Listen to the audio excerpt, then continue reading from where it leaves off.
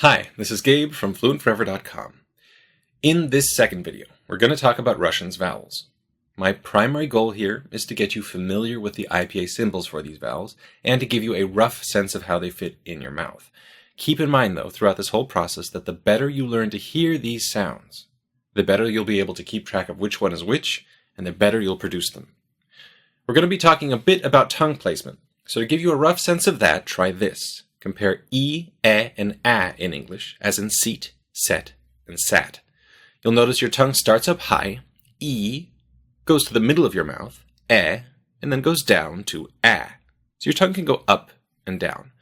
It can also go forward and back. Compare as in bet and as in but. Your tongue will go forward for and then pull back for bet, but. Now, if you'd like a much more in-depth discussion about vowel formation, check out some of the videos linked below, but for the beginning, that's about all we're going to need. So, let's get to some Russian. Russian vowels are much simpler than the consonants. With all those hard and soft variations, we had to deal with some 37 consonants. Here, we'll need to deal with 10 sounds, 7 main vowels that show up in stressed syllables, and 3 reduced vowels, which are basically sloppy, unstressed versions of those first 7. And as before, Lilia is here to help us out. Hi. We'll start with the easiest two, E and U. E shows up in Russian's igloo, me, and English's me. It's basically the same in both languages, unless your dialect of English actually uses 2 vowels when you say E. If you say something like me or may, well, you'll need to get rid of that first vowel and stick to the second, me. In IPA, you'll spell that with a lowercase I. U shows up in Russian's улица, nu, and English's new. Again, this vowel is pretty much the same in both languages, but as we just mentioned with E, some dialects of English will use 2 vowels here, something like new, where Russian consistently will use just one pure U, nu. Next comes A as in angel or fun. This vowel is similar to English's A as in father, but it's a bit more forward in your mouth. You can get a feel for that by comparing the words fawn and fan in English. When you say fawn, your tongue is low and far back in your mouth, and when you say fan, your tongue moves forward. The Russian vowel is around halfway between those two. A, fun. Now let's look at the letter E. It's effectively the same vowel you'd use in English words like elephant and in Russian in words like echa. In IPA, this vowel looks like a big curly E. There is one other E in Russian. E, as in yel. It is basically an E with a slightly higher tongue position. It shows up in IPA as a lowercase e, and since it's a new sound for most English speakers, we'll need to go back to tongue placement to really kind of get it. Remember how E was high up and E was in the middle of your mouth? Well, E is in between those two. Yay.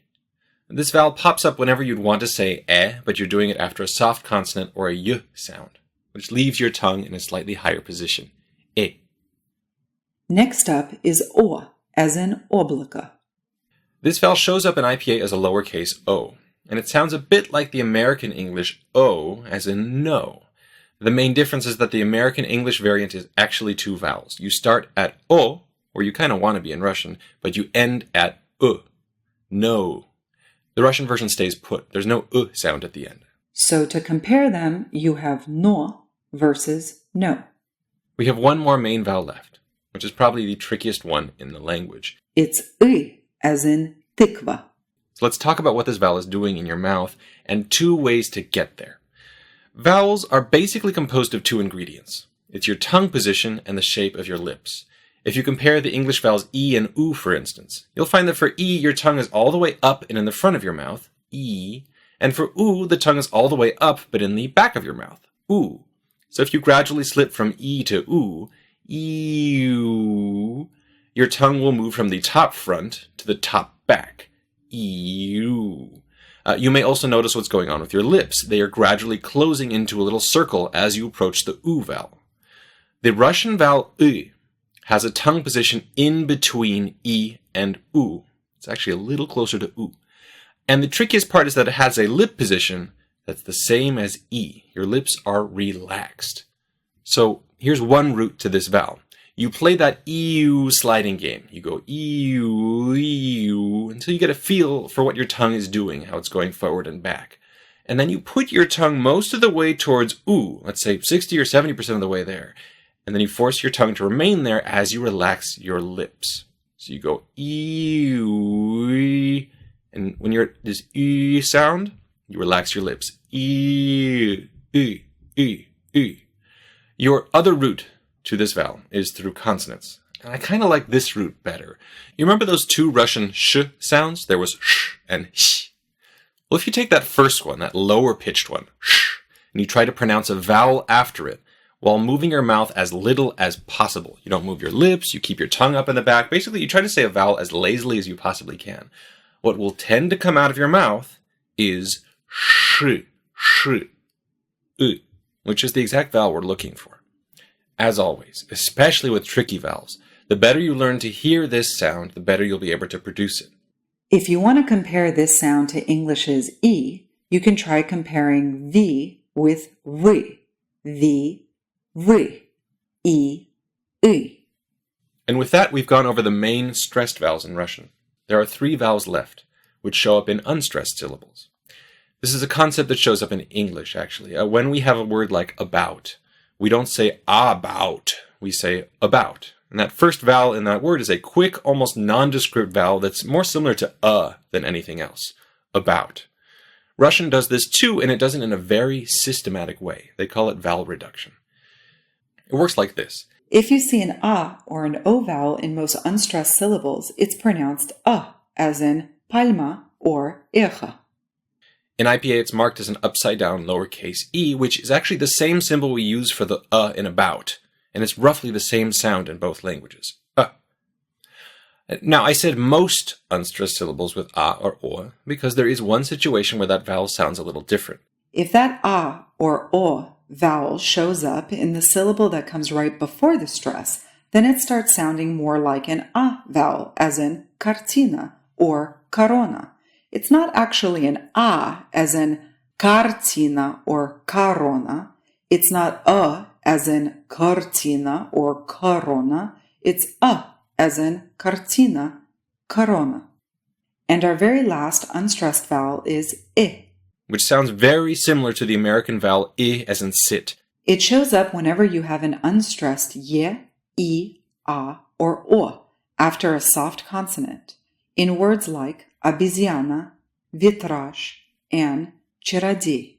It'll also show up when you start a word with an unstressed ye, or e. As in игрушка or енот.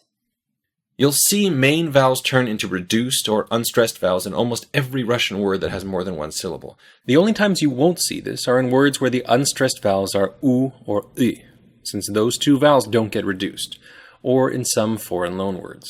Like radio, where the last o still sounds like o, even though it's unstressed. And with that little exception, we've finished all the vowels of Russian.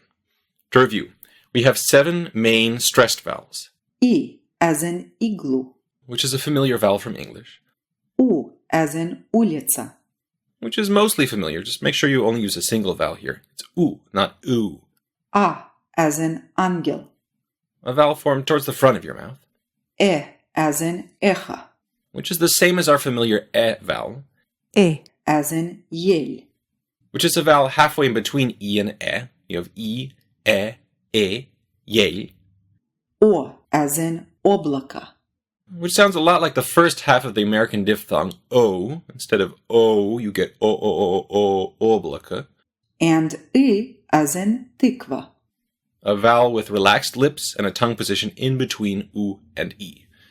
And then we had 3 unstressed vowels. There was the unstressed a or o, which is generally pronounced as in palma or echa, very similar to the sound English uses in unstressed syllables like the in about.